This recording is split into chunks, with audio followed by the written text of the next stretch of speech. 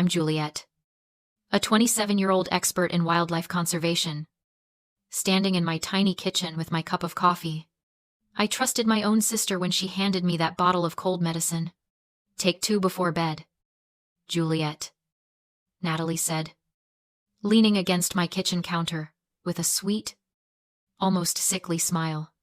You need the rest before your long drive to Charleston for the reading tomorrow. Grandpa Silas would want you rested. 20 minutes later, I was on my floor. My throat was closing. My vision was dissolving into black. And my heartbeat was pounding so loud it felt like it might break through my ribs. This wasn't cold medicine. It was powerful sleeping aid. And Natalie had simply switched the labels. My own sister had poisoned me with the clear intent of making sure I wouldn't survive to attend the will reading of the only man in our family who ever truly saw me. I crawled across the cold hardwood, my fingers shaking, my lungs desperate for air. The phone was on the coffee table, a foot away, but it felt like miles. I reached up, knocked it to the floor, and fumbled until I managed to dial 911. I gasped out the address to the operator in broken, desperate fragments. Then everything went silent. I woke up hours later, in the intensive care unit, surrounded by beeping machines and the sterile smell of antiseptic. The nurse told me that my neighbor, Mrs. Henderson, had heard the commotion and the sirens and came running. I had arrived just in time. 10 more minutes and I would have been gone. But lying there, the anger that came was not the shouting kind. It was clinical. It was clear. My immediate reaction wasn't to cry or beg for help. It was to eliminate any possibility of escape for my sister. I asked the nurse for the hospital phone. My hands were trembling, but my mind was laser-focused. My first call was to my cloud storage provider. 2 years ago, I installed a high-tech security camera system at my home in the South Carolina coastal region after a break-in. That camera had captured Natalie walking in, handing me the pills, and glancing up at the lens with that performative smile. I immediately changed the password to the account, locked it down, and initiated a permanent encryption. No one, not my sister, not my parents, not any lawyer they might hire, could access or delete that footage now. It felt like I was running a fire drill, not fighting for my life. That's when the new clarity hit me. This wasn't an emotional breakdown. This was a balance sheet. I had spent 27 years being the good one, the accommodating one, the overlooked one. And now, the bill was due. Have you ever felt like the invisible one in your own family? Let me know your story down in the comments. The first person who walked into my hospital room on Friday afternoon wasn't my mother or father. It was a woman in a dark blazer who introduced herself as Detective Rhodes. She told me that Natalie, my older sister, had been under investigation for fraud and tax evasion for the past 6 months. The victim, me.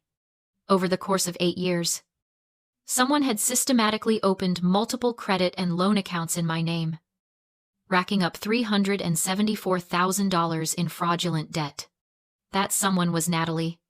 The mysterious financial problems that had haunted me for almost a decade, the rejection letters, the failed attempts to secure funding for my wildlife conservation projects, the constant humiliation that forced me to live a small life in a tiny cottage, while Natalie drove luxury cars and lived in a pristine condo in Charleston.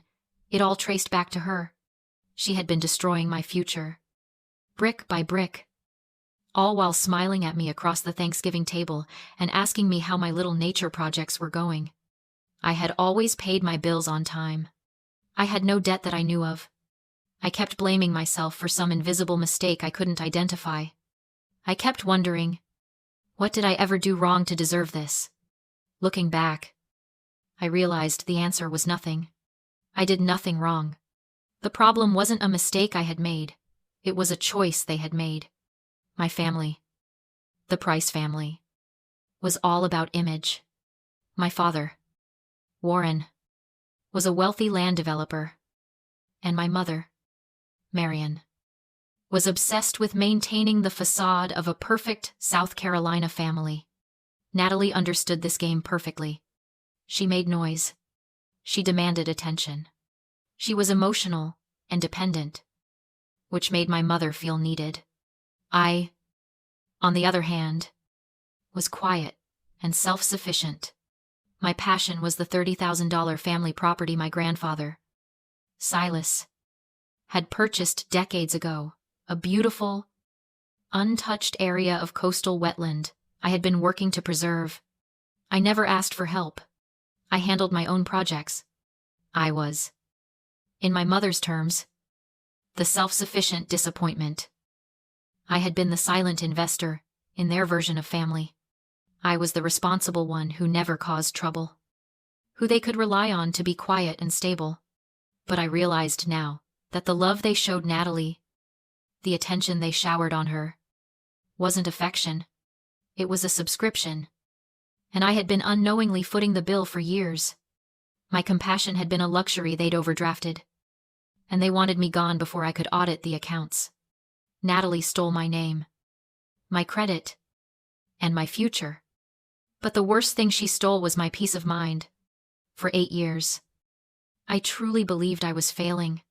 Every closed door, every denied application, I blamed myself. I thought I was simply not capable. Now, as Detective Rhodes laid out the files, the rage wasn't a fire. It was surgical, cold, and clean. This wasn't revenge. This was accounting. The next morning, my mother, Marian, finally called. Her voice was the perfect pitch of performative concern. "Juliet. Darling, are you really all right? I was so worried when I heard about your allergic reaction. I told Natalie that cold medicine was too strong." I said nothing, letting her hang herself with her own words. "Look, honey, your grandfather's will reading is still on for Monday. I know you're feeling weak, but I think it would be best for all of us if you just authorized Natalie to stand in for you. She's much better with these kinds of things. Besides, you know how much Natalie needs the capital right now for her new business venture. It would be such a sisterly thing to do."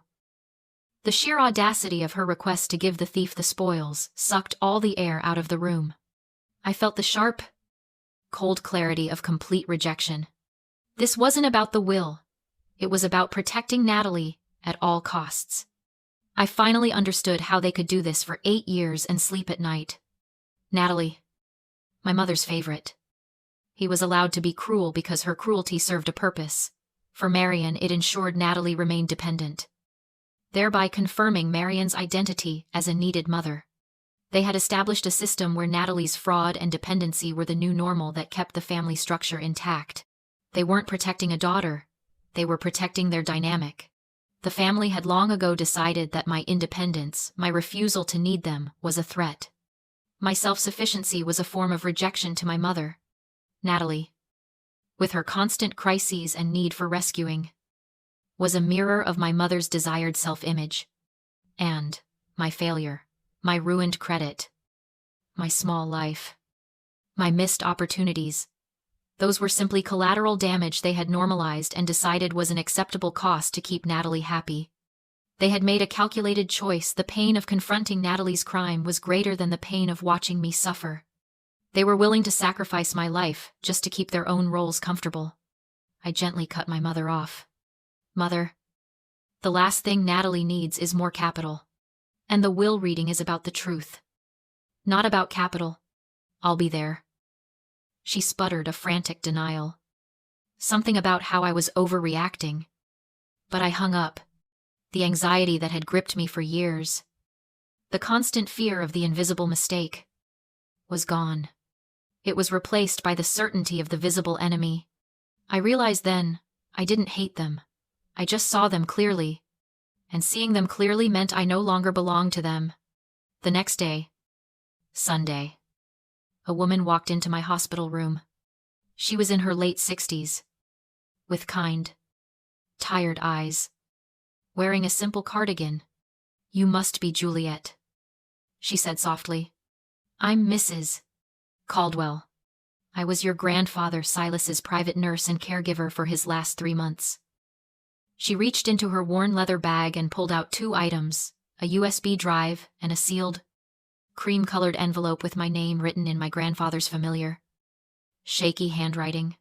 Harold Silas made me promise, she whispered, her voice low. If you were ever in any kind of trouble, or if you failed to show up at the will reading for any reason, I was to hand this to you, and only you. I stared at the items. He had known. Somehow. Impossibly. He had anticipated this moment. I opened the envelope first. Inside was a handwritten note. My brave girl. If you are reading this, I was right to worry. Watch the video first, before you face them. And know this, your grandmother Eleanor never forgot you. What Natalie took from you 5 years ago, I have done my best to return. Tears blurred my vision. My grandmother, Eleanor, had died 5 years ago. I loved her deeply, but I had spent years believing she hadn't loved me back. Natalie had handled the estate and told me that Eleanor wasn't sentimental, leaving me nothing. It was one more painful truth I blamed on myself. I just hadn't been important enough. Now, as I watched the video from the USB drive on a small screen, my grandfather's frail face filled the frame. Juliet, he said, his eyes fierce and clear. 5 years ago, Natalie stole something that should have been yours, a cherished item from your grandmother and her final letter to you, telling you how much she loved you. Natalie destroyed the letter and kept the item a treasured family heirloom for herself. I found out. And I realized then that the rot ran much deeper than just that. Grandfather Silas had witnessed the slow decay of our family for decades. He had seen Natalie's greed escalate after she successfully stole from Eleanor. He knew he couldn't confront them then because his wife, Eleanor, was already fragile, and the stress would have killed her. He chose to shield the one person he could still protect, even if it meant delaying justice for me. I was a coward. Juliet. His voice cracked on the video. I tried to tell you 2 months ago when I called and asked about your finances, but you said everything was fine. I couldn't destroy your world over the phone, and I knew if I warned you, Natalie would have time to destroy evidence. He paused. I ran out of time. Juliet. But I made sure the truth would reach you, one way or another. I didn't want the same silence that stole your grandmother's words to steal your future. 2. He had been the sentinel, the observer, waiting for the perfect, most undeniable moment to deliver the truth. And that moment was now. The most devastating moment on that USB drive wasn't seeing my grandfather cry. It was hearing his final warning. He said that Natalie would try to intercept the special sealed portion of the will, the section meant only for me, the same way she had intercepted my grandmother's letter 5 years ago. She would show up at the attorney's office with a forged document, claiming I had authorized her to receive my mail and legal papers. His prediction was chillingly precise. A map of my sister's criminal mind. After the video ended, I sat in silence, letting the full weight of the betrayal settle. The anger was gone, replaced by a profound, icy calm. I had been robbed of my grandmother's last words, and 5 years of believing I was loved. And now, I was being asked to pretend that blood was thicker than water. I realized that for 27 years, my family had been a weight. I had carried their expectation, their indifference, and their abuse. The only way to win this was not to seek their approval, but to sever the connection completely. Family isn't a sentence you're bound to. It's something you build, and sometimes, tearing down a toxic foundation is the only way to save yourself. I once feared cutting them off would feel like tragic loss, but it became the only act of survival left. I chose my sanity, my future, and the memory of the 2 people who truly loved me, Silas and Eleanor, over the 3 who worked to destroy me. I was done being the quiet victim. I called Detective Rhodes. Confirmed I'd attend the reading. and told her about my grandfather's suspicion of a forged document. She had officers waiting. Still weak, I left the hospital and went straight to the attorney's office. I didn't need physical strength, only the resolve to show up and watch their house of cards collapse. Inside, the room froze when I arrived. My father looked stunned, my mother irritated, and Natalie seemed as if she'd seen a ghost. "Mr. Davies read the will.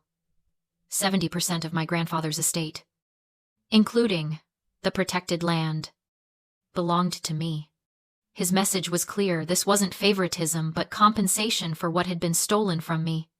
Natalie fled, but officers stopped her in the parking lot. She was arrested for assault, federal tax fraud, theft, and forgery. A forged power of attorney in her purse proved my grandfather's prediction right. Through the window, I saw Natalie scream for our mother to save her. Marion said nothing. Detective Rhodes soon confronted my mother with evidence, years of covering up Natalie's crimes. When Marion tried to deny it, my grandfather's final video exposed everything. Her tears were for herself, not for me. I stood and spoke calmly. For 8 years, I thought I was the failure. In truth, Natalie had stolen my identity, my opportunities, everything. My mother chose to protect her because she needed her. My father never questioned why my life kept falling apart. I declined to press charges. Their silence was enough. 6 weeks later, living at Silas's cottage, I finally woke without dread. My grandfather had paid off all the fraudulent debt before he died. Natalie was facing at least 18 years. Marion owed restitution and carried a felony. My father filed for divorce. When they asked me to write a leniency letter, I refused. Not out of spite, but because consequences teach accountability. I took the restitution money and created the Eleanor Conservation Fund to protect the land Natalie once tried to sell. I made it a legacy, not a loss. Now I spend my days working on conservation and sharing quiet evenings with Mrs. Henderson, the woman who saved my life, who has become part of the family I chose. Family isn't blood. It's the people who choose you back. I keep one framed photo of my grandparents on the mantel. "I got your letter, Grandma," I whisper sometimes. "I know you never forgot me." And as the trees sway outside, I feel the beginning of the life I was always meant to live. Juliet's story reminds us that escaping a toxic family requires courage and the strength to build something better from the wreckage. Real family doesn't betray you. Real family shows up when everything collapses. If this story speaks to you, subscribe and share and tell us, have you ever had to choose between your peace and your blood family? How did you find the strength?